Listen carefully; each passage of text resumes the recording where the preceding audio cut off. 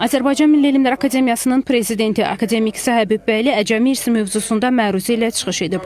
O, Prezident İlham Əliyevin Əcəmi Naxçıvaninin 900 illiyinin qeyd edilməsi haqqında sərəncamının elmi əhəmiyyətini vurğulayaraq qeyd edib ki, sərəncam şərqdə böyük memarlıq məktəbi yaratmış görkəmli şəxsiyyətin irsinə verilən yüksək qiymətin ifadəsi olmaqla bərabər, həm də Əcəmi irsinin yenidən araşdırılmasına mühüm istiqamət verir. Akademik Həbib Bəyli Möminə Xatun türbəsinin müsəlman şərqinin intibah dövrünün ən möhtəşəm abidələrindən biri kimi 12-ci əsrdə qadına, anaya verilən yüksək dəyərin və Əcəmi irsini bütövlükdə humanizm prinsiplərinin təcəssüm etdirdiyini bildirib.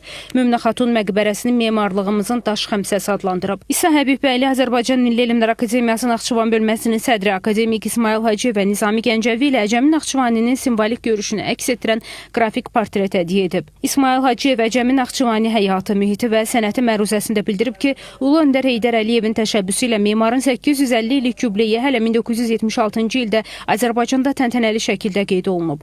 Naxçıvan Memarlıq Məktəbinin əsasını qoyan Əcəminin yaradıcılığının inciləri sayılan Yusif Küseyroğlu və Möminə Xatun türbələri bugün də dünya elminin diqqət mərkəzindədir deyə akademik belə qeyd edib. Vurğulanıb ki, böyük memar Əcəmi Naxçıvaninin zəngin həyat və yaradıcılığa, gələcək nəsillərə miras qoyduğu bənzərsiz sənət inciləri ona dünya şöhrətli imic qazandırıb.